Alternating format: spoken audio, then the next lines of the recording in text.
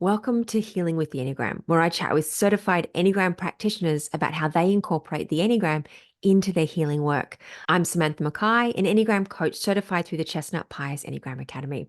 Through my ongoing study with Beatrice Chestnut and Aranio Paes, it's become clear to me that the Enneagram is far more than a typology system that describes 9 types.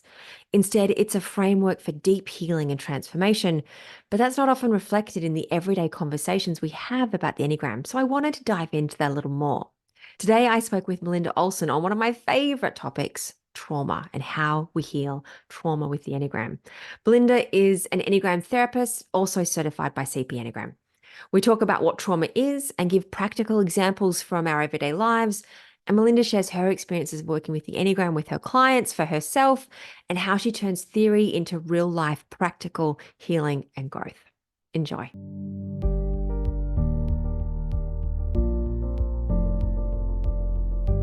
Super excited. Today I'm talking with Melinda Olsen about healing trauma with the Enneagram. Hello, welcome. Hi, thank you. I'm so happy to be here.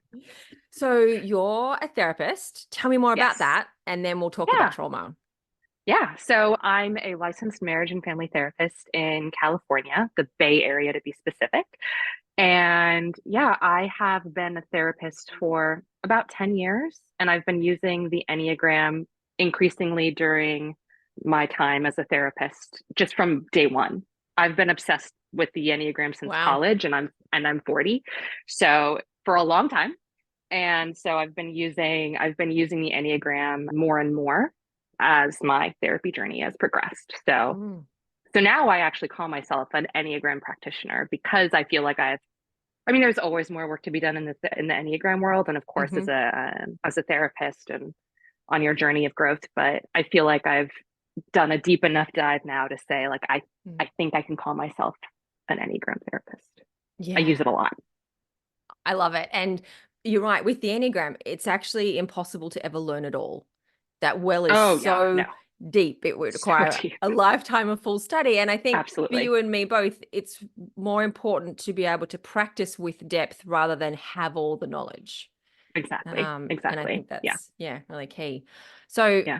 today we're talking about trauma. And I think this is one thing I learned specifically from my work with Aranio Paes and Beatrice Mm, Chestnut by attending yeah. their retreats and doing Yeah. deep work with them, that at the base of almost all of our Enneagram sort of typology and our its expression is some form of trauma. But I Yeah. think we don't always know really very well what trauma is. And so Mm. if I say everyone has trauma, that's going to freak a lot of people out. So help me explain this better. Tell me more, let's get to Yeah. this. Yeah. So I like to talk about the differences between big T and little t trauma, right? So big T trauma is what you would describe as your quote unquote classic trauma, right? Where you believe that your life is under threat or you're under severe conditions where your life or self is under extreme duress and it causes some big issues down the road. So, there are many things that can lead to big T trauma: abuse, war, blah, blah, blah, right? Like anything that severely impacts somebody, either a single episode or many episodes over time, right? So that's what we think about with big T trauma. I think what people don't understand, however, is that little T trauma can have big impacts on people. Mm. Little T trauma is really more about the everyday interactions with imperfect people as an imperfect person. And I think we all have our sensitivities and things that within us that if like we're not cared for are met perfectly, like we have wounding. Like if our emotional worlds aren't met well by our parents or our friends when we're young, that can cause little T trauma. If we have, a lot of this you're going to hear me talk about attachment figures, siblings, parents, um, and to some extent maybe like peers as you're growing up as well. But something like bullying, even if it's just Mm. verbal taunting. Verbal abuse, yes, but over time, like that can lead to a significant amount of issues and trauma, even though that person didn't think, for some bullying, that person doesn't think, oh, I'm going to die. My life is in danger. But it is a daily chipping away of somebody's confidence of themselves and how they show up in the world, which can cause trauma. what we call, or what I call, little t trauma, right? And so all my clients and everybody has little t traumas, right? Because Mm, we are forced to be in a world where we are imperfect and we are interacting with imperfect, wounded people. And mm. so what that trauma looks like depends on our particular sensitivities and the situations that we've been put in life. But yeah, so, and some people have both big T and little t trauma. Because I So was thinking, and I know we'll talk more specifics later, but as you were talking, I was thinking, oh, so that little T trauma for me might have been when I did something creative and I didn't get any positive feedback on it. yes, But the big absolutely. T trauma might have, been my parents' divorce. And so Absolutely. it's carrying both Yes. around and Yes. they're impacting in different ways. Absolutely. Yeah. Mm, Yeah. So, yeah, another example for me personally, my big T trauma would have been being sexually abused when I was a kid, right? right. But the little T trauma is, the little ways that I was missed emotionally by parents who were potentially having a difficult time in their own lives and they couldn't attend to me in the ways that I Mm. needed emotionally. Yeah, I think it's really important to make that distinction, even at this sort of everyday level, you know? Yeah. And like what's the role of the Enneagram in here? What's the link Mm. between the Enneagram and trauma? Yeah. So, from what I've seen, both of myself and my growth, and just in my practice with my clients, is that even though everybody has, like we said, I think everybody has trauma, big T or little t trauma, or both. Mm, But from what I've seen, that shows up like every type has, I think that every type has a way of coping and getting what they need in the world via their personality and their egos, right? Like as a two, my personality structure is such that I want to get people to really love me. I want to make as many positive connections as possible in order to feel loved and cared for and supported, right? And my entire personality structure that was constructed over time, right, with my family reinforces that and how, as a two, I come into the world. Well, yeah, that's a pretty darn great coping mechanism to get love that I never felt like I had, right? Or to feel lovable or worthy, right? mm, As a result of, I didn't feel lovable or worthy. Now, was that, my two personality? Was that the trauma I experienced? I think it's probably both. mm, I think it's probably that I had a sensitivity toward being emotionally cared for and a sensitivity toward feeling lovable. mm, And that wasn't met perfectly. And then you brought that together, I think, with maybe some parents who weren't particularly great at doing that at all. mm, So it's both, right? And so I think that the Enneagram, the way that I like to think about it with trauma is that every Enneagram personality structure copes in a different manner, right? In order to get what they feel like they really need. mm, And I think trauma can turn that up, right? Like, so if you have trauma as a seven, it might be, oh, my childhood wasn't that bad. mm, Oh, my childhood was great. Like, yeah, like there were some things going on, but I always found a way to make it better. I had really good friends, right? So you have denial, minimization, like that fear of mm, being able to sit in those negative feelings, like, or that negative experience that might have happened, right? But that's still the seven personality structure, mm. right? It's a way of coping. And so I find that every type within their own personality structure has a way of coping with the trauma that they experience. And I think that's so key. When you describe the seven, that applies for some, it doesn't resonate with me Sure. because we're all Depending on playing subject. it out differently. So for Absolutely. me, it was the how can I read as many books as possible, you Hmm. know? Yeah, And how can that I makes sense. disappear into fantasy lands? I'd spend a lot of time Mm, in fantasy, which makes it seem yeah. like I'm a sexual seven, but I'm not because there was this cunning manipulation, Hmm. cleverness that I used to, survive in various situations. And Absolutely. I think that's why at times it can make it tricky to find our type because there's so many variations as to way Absolutely. these same motivations can show up Yeah, in as coping mechanisms. absolutely. So I'm curious about this concept of how we all experience the same event differently. So if three young kids, potentially the same age and something happens, why might they respond to that differently? I mean, and that's also where I think the Enneagram comes in. And that's also where I think nature comes in, right? Because before I had my own child, I put a really heavy emphasis on nurture in terms of, right, like as a trained as a therapist, experienced trauma myself as a kid, like I'm gonna do it different. I'm gonna be a better parent. Like I'm gonna do it perfectly. Like I got it, right? Like, yeah. And then I had my kid. And then I was Mm-hmm. like, oh, I have Oh. so little control over this. I have zero control, right? I have influence, but no control. And so I think that three different kids can respond to trauma in three different ways because three different kids come out of the womb differently, like with different, yes, with different birthing experiences, different in the womb experiences, which is nurture. That also counts for something. But the way that they were just like put together and come out, like, of course, they're going to have different ways of receiving or interpreting what they get, right? Mm. I mean, that's why you have three siblings in a family or two identical twins and they come out of the womb, they're literally identical. However, they're going to have different personalities, different ways of being in the world, different ways of responding to trauma because I think of the nature. So that two different Enneagram types, right? That's how I interpret it. And I think Beatrice Chestnut talks about this. She talked about it during a retreat we were at, but she talked about how she believes like every type kind of corresponds on the Enneagram with a stage of development, like child development. And that just inherently, like they need that particular stage to be met by their parents perfectly.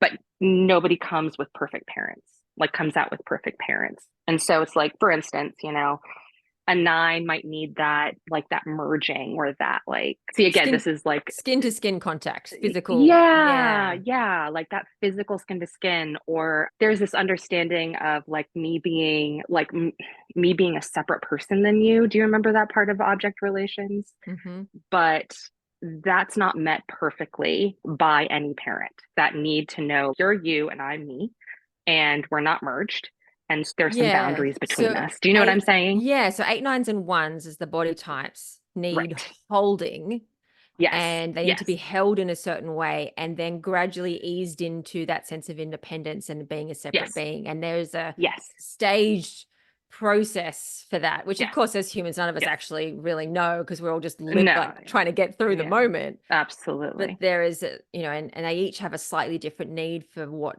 that holding is. Exactly. Um, Exactly. but it never comes out No. perfectly. Right. And Okay. so it's like that need is not perfectly met. And so then that also can feel and be like a little T trauma for that Mm. type, right? And so and that wounding then begins. And we'll talk about the other centers in a second. If, let's say, a head type or a heart type don't get held as well as they need to, will that still be a trauma, or it just won't be as sensitive or as intricate a trauma? Yeah. I mean, I think in my experience, what I've seen, it depends maybe on the severity of that need not getting met. I think it's if Mm. it's like severe neglect, then I think that will show up, Types are negatively for relevant. That's right. Types are exactly, relevant. exactly, Yeah. exactly. However, I do think that there might be a little more inborn resilience if you're a different type, and that Mm. wasn't kind of where you're deeply sensitive. Yeah, I can see that. Okay.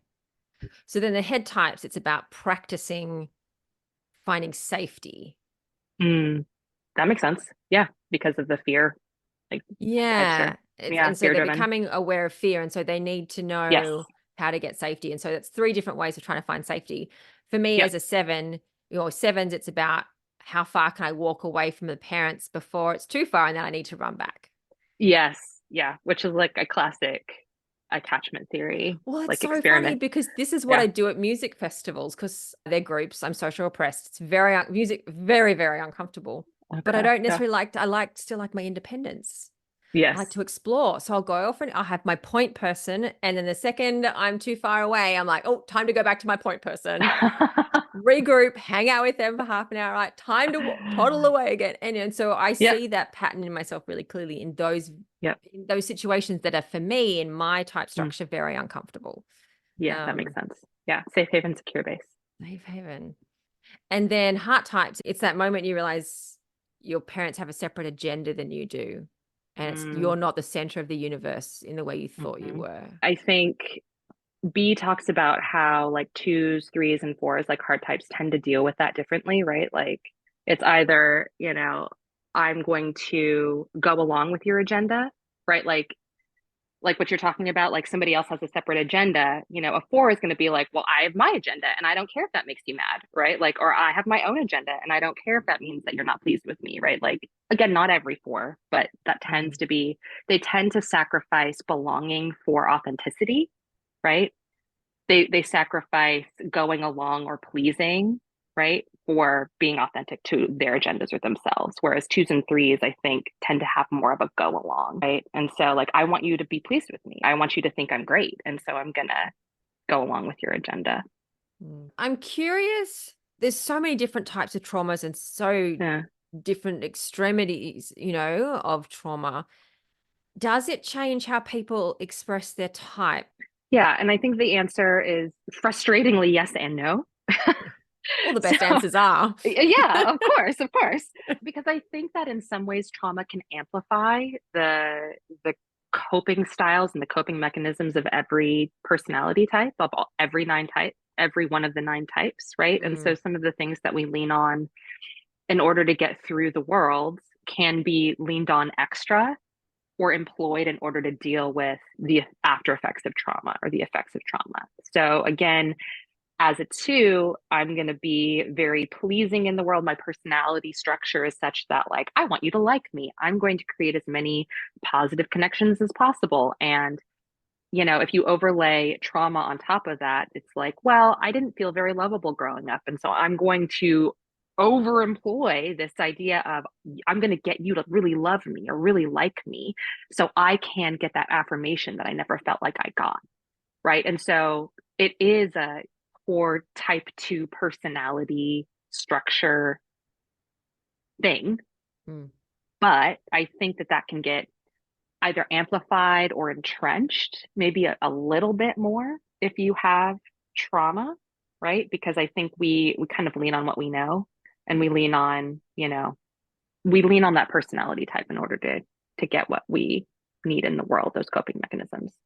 I think what So I I've think they're noticed inextricable. is it's a bit more like extreme or sensitive or hyperactive of Mm. when it's close to something that reminds of the wound. Hmm. Yep.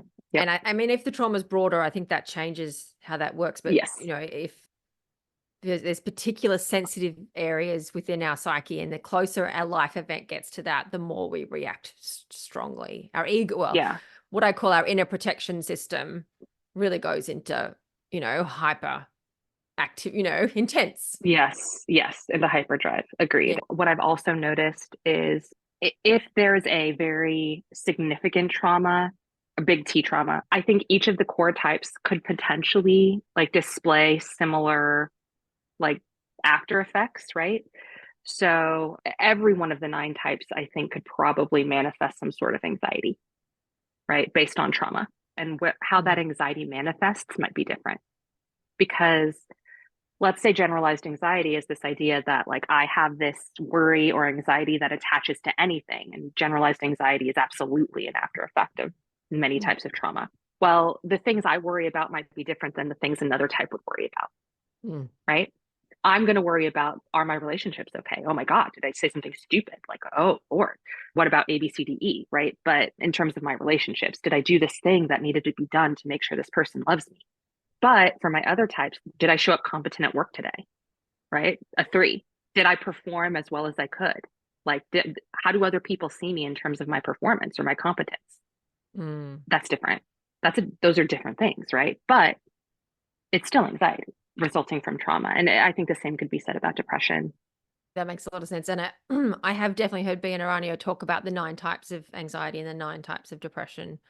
And it's something we can all experience, but Yeah. it's going to be different things going. Like for me, a lot of my depression came from feeling limited.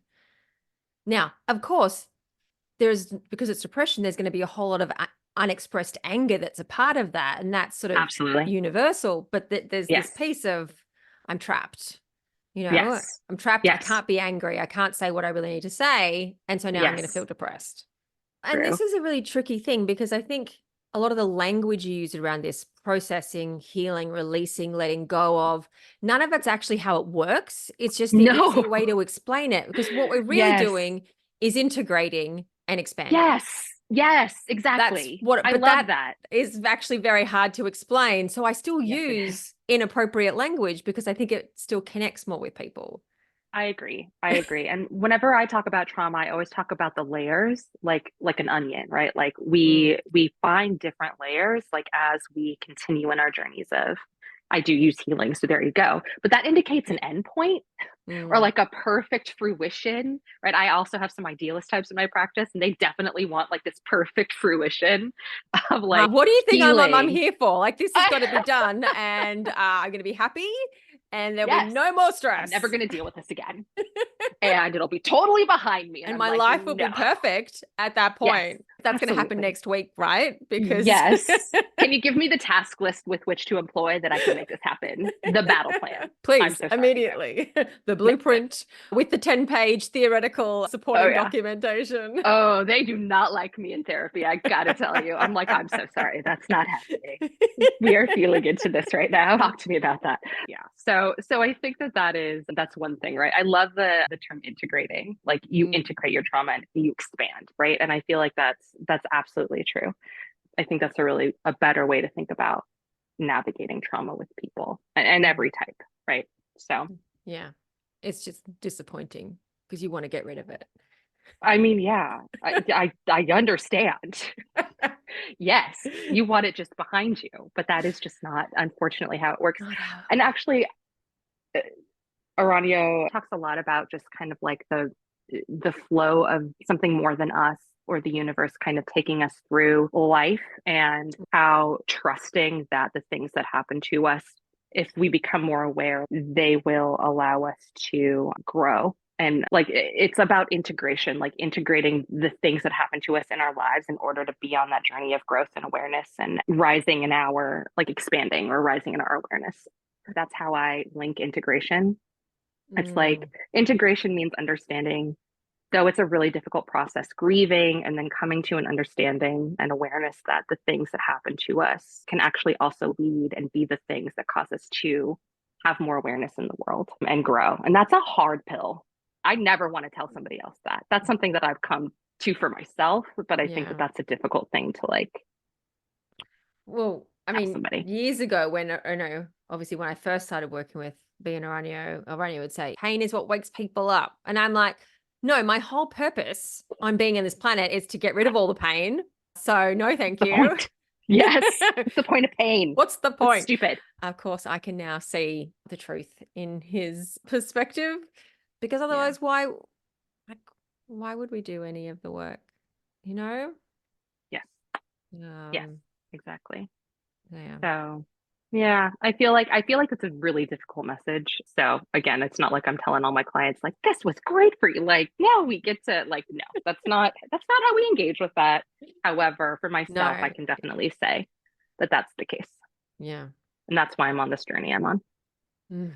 I know. No, don't sound so happy about it. I know. Outrageous. I'll just go cry in the corner. I'll let you know how I feel later. Cool. Sounds good. I can hang with the crying.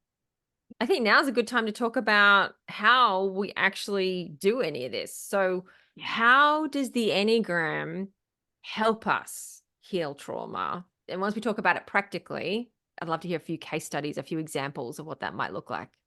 absolutely. Yeah. So, like I just said, I was listening to Bian Aranio talk about wings and arrows, like Mm, growth with wings and arrows, right? And or the process Enneagram, right? And so I think that is what I think about when I think about using the Enneagram for growth and healing or integrating trauma for my clients, like helping my clients integrate trauma. And so first, like we use the Enneagram of personality, right? So we're growing in awareness. Well, I know these things happen to me. Like, I know that I have trauma. Actually, some of my clients come in not knowing that they had trauma. So that's mm, actually a process in and of itself, right? yeah. And then also concurrently using awareness of, well, how does the Enneagram describe, my colleague calls them like our autopilot patterns. Mm-hmm. I like to call them, automatic coping. in order to deal with the things that have happened to us, right? And that I think just a lot of the ways that our personality and ego shows up in the world.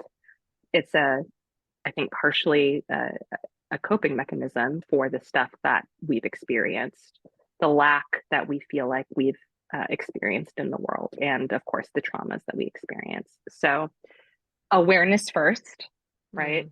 How do these coping mechanisms show up? How is my personality kind of telling me, like, well, you need to do this in order to get this, right? You need to use flattery in order to get love, Mm. right? So, of course, I'm talking about two in that, Of Enneagram two in course. that. So, examining that for the type that I have in front of me and like Mm. helping them to kind of become aware of how they employ that, right? Because Right. this is the process of waking up, right? To understand how that stuff shows up in the world, in our Mm. relationships, the patterns that show up. Those are I think that's the building blocks of the patterns that show up in our lives as a result of the trauma. Like we have the trauma that happens to us, and then the Enneagram personality is the thing that we use to deal. And so they need to become aware of how they deal. So Right. that's A.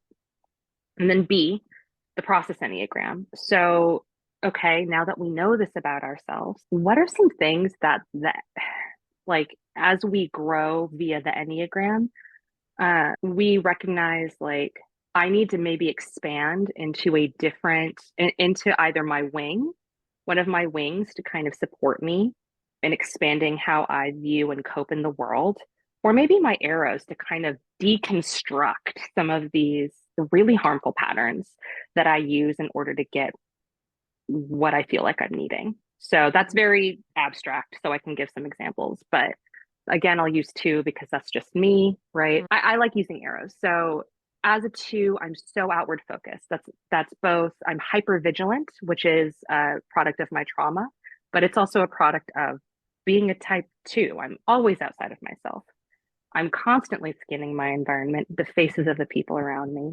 What do you need? What do you need? What do you need? Right? Like it's a very prominent coping mechanism, both for twos, but also people who experience trauma, Mm. specifically twos as well. And so, well, what's my first arrow point? It's four, right? It's becoming less outward oriented and more inward oriented. Well, what do I think about this? Or how do I feel right now? Twos feel a lot, but they police their feelings all the time. Like you Mm. can't know that I feel this way. Like that's gross. Like you won't like me if I feel sad. So I'm just Mm. gonna repress that. Okay, well, I use the Enneagram with my twos, for instance, by saying, like, wow, like you really police your feelings. Let's expand into four. What would it be like for you to just accept the fact that you feel this way? What would it Mm. be like for you to understand internally that you have a whole spectrum of feelings that other people don't get to comment on or influence? You don't have to put them away. What would it mean if you didn't have to carry the burden of everybody liking you? What if you were more focused internally? What would that look like? And then, of course, there's a whole kettle of fish too. A whole bunch of feelings come up with that, and then you unpack that and you process that. And but that's just one example of how I use like for type Mm. two. So I go through that process with whatever type I have in front of me. I granted I do see a lot more heart types in my practice than other types, but it would be a similar process. So you see mostly what, twos, threes, and fours? I mean, though classically those are the types, maybe less threes depending, but twos and fours, some nines. I do actually see quite a few sevens, but they would have had to hit a wall first, I think. Same with threes. Mm. So I think every type seeks out therapy for different reasons, of course. But yeah, I'm pretty familiar with the heart types just because Mm. they find me. No, that makes sense. I mean, I was basically mute when I went to therapy for the first time, so I understand about needing to hit the wall. So, look, maybe fours. Can you give me an example of what I like to work with a four? Because Yeah, I'm always curious about how that.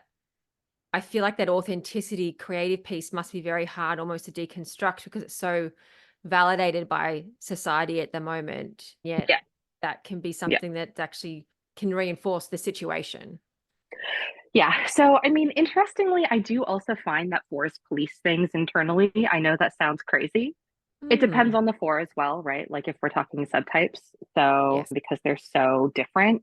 Mm. But I do it's as with fours with anything, it tends to be a bit of a tricky process because yeah, like there's this deep knowledge and authenticity of their feelings, but there's also this almost clinging to or bear hugging like a sloth, like bear hugging a tree to their emotions, their negative feelings and emotions, right? Right. And it's like, okay, like you're really invested in Mm-hmm. this identity of, depression. You're really invested in these negative feelings or these negative experiences. So much so that sometimes my fours show up and it's almost like they have a verbal tape of their negative experiences that they talk to me about, like these stories that I hear over and over and over. There's a lot of spinning, right? And so under like helping fours to understand that they don't actually process feelings particularly well. They feel a Mm. lot of things, but they don't actually process feelings well. Because they're missing a whole part of the spectrum of feelings, right? Like the positive feelings. They have Mm. all sorts of fears about being in the positive. But also, I think that if you're clinging onto feelings, you're not processing feelings. If you're Mm. clinging onto feelings, you're not using feelings for the purpose that they were intended, which Mm. is to gather information, understand what's going on with others and self, and then acting accordingly. Like, I'm sad, something I lost, something that was important to me. Okay, I'm going to grieve. Like, I need to grieve. What does that look like? I need to, like, feelings help us to understand what we need to do for ourselves in that moment, right? Mm. They're information gatherers, and I think if you're constantly in feelings, you have a hard time. You're not processing feelings I think that's if a you're really good clinging. distinction that Yeah, just sitting inside your feelings isn't processing. no, Processing allows a feeling to complete itself because it has a natural yes, cycle. It wants to complete yes, itself, yeah, but our defense mechanisms come in and either repress it or compartmentalize it or yes, suffocate it or, yes, whatever it yes, is. yes, It's still yeah, there. absolutely, absolutely. And of course, I talk a lot about feelings because I am a heart type and I'm a therapist. But how I take fours into processing and into trauma is to kind of delicately have them understand that this is the classic Ian Cron. Like I am the mountain. I'm not the weather. Like if the feelings are the weather, like and fours identify with their feelings. It's like, well, you are not your feelings. You are the mountain, right? And a lot of my fours find that to be really helpful because they're like, okay, like the weather helps me to understand the conditions on the ground, right? Like it's raining, it's sunny, it's blah blah blah. I take this information, but then the weather goes, right? And the mountain remains. And so you take what you can from the weather, but you are not the weather, right? And Mm, so I feel like, but if you think about it too, that's that beautiful step to one, right? It's like there's an objective reality here, mm, and there are steps with which we need to take in order to make something happen. And it's not all about me being in my feelings.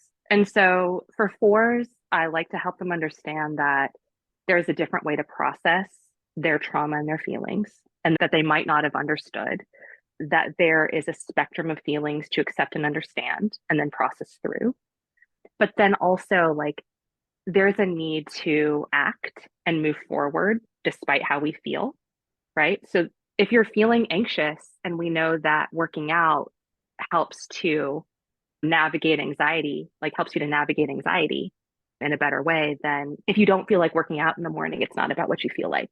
Like it's time to get out of bed and work out. mm. You know what I'm saying?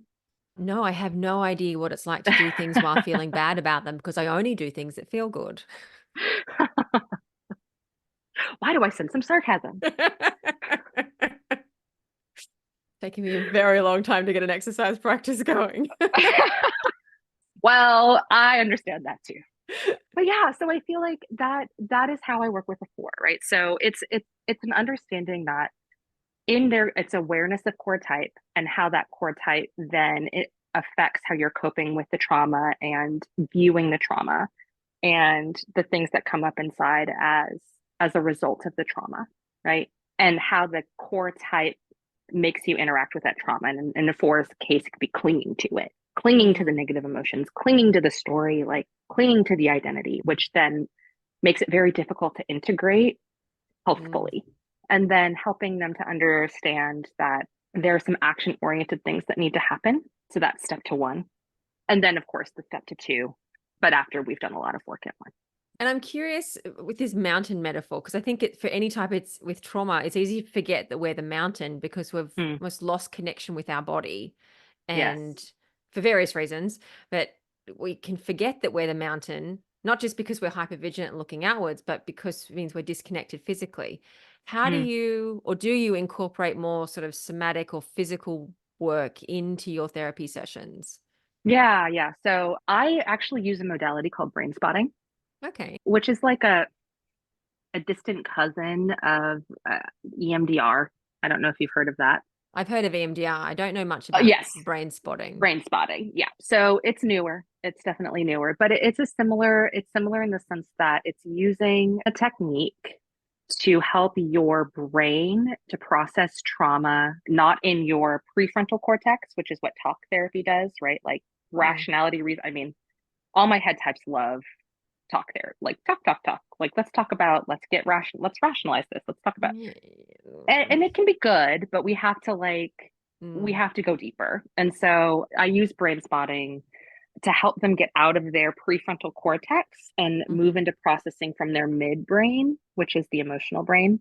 Mhm. So I won't get into exactly how that No, happens, no, but that's it's to create a more somaticized experience of processing okay. because you're not processing from your prefrontal cortex and brain spotting. Every session I do with somebody and we do brain spotting, they're like, oh, it was like thing to thing, like memory to thought to feeling, that there's no linear, it's Mm. almost like quantum leaping from thing to thing to thing as they're processing through their trauma. And it's helping their brain to resolve the trauma via their midbrain. So Mm. it's a very different process than say like a talk therapy. Yeah. So that's And one way.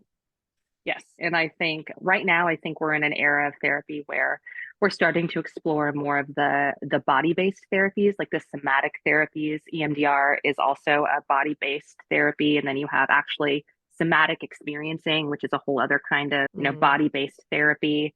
You have yoga therapy practitioners, right? And so just somaticizing, like working out trauma via your body. And there's been a lot of research to show that that is a very important aspect of working on trauma, right? Because it can't always be CBT.